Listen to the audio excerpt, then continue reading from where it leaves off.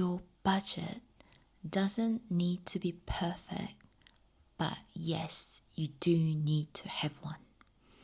I've managed over billion-dollar fund companies, and the budget is one thing that is most important. So the first step that you need to do to make a budget is, and the most important, is know your numbers.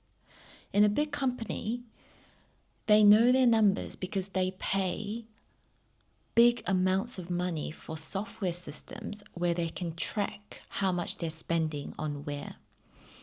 So for us individuals, all we need to do is look at our bank statements.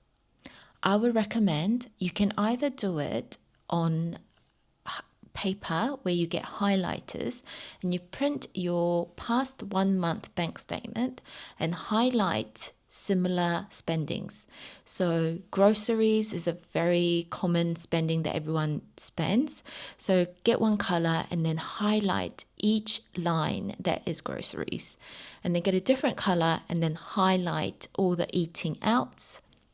Get a different color and highlight transport.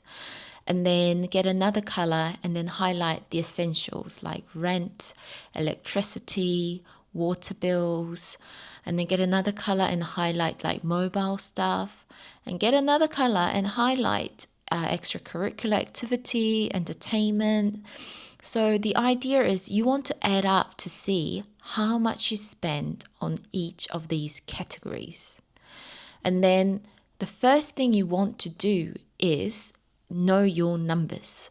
So for example, if you've added up and you're like, in 1 month, I've been to the shops 10 times and it's added up that I've spent £800 just on buying groceries. And this would depend on how many people are in the family and all these other factors. But normally, as a family with 1 or 2 children, you can ask yourself, is this reasonable? And as a family, I live in London with a family of 3. I can say we can get by with £100 per week. So you can tell yourself, I spent £800 last month. That seems quite high. I'm going to try to spend £600 this month. And £600 divided by 4 approximately is about £150 per week. So you have this figure in your head, and the goal is you keep track of what you're spending. If you've put in an online delivery order where you spent £80, then that tells you you've got £70 left this week for any top-up shops. So that's why knowing your numbers is really important, because you can see where the big expenses are and whether there are rooms to make improvements.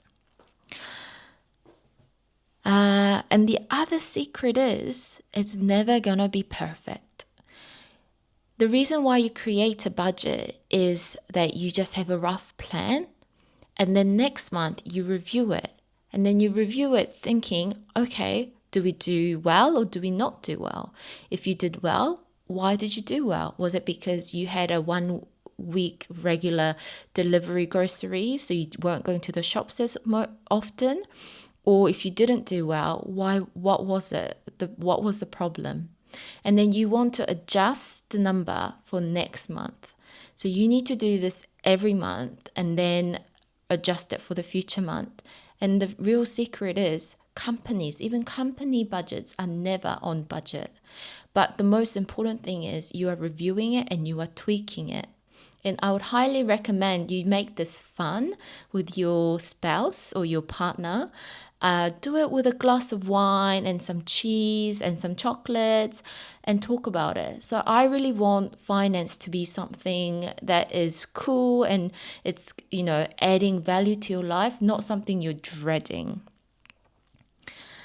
I'm going to make series of things that I've learned as a finance person in big multi-companies that I think will be helpful for individuals. So please subscribe. And if there's any questions you have, please comment and leave it for me and I will reply, or I will make a video and let you know. Thanks.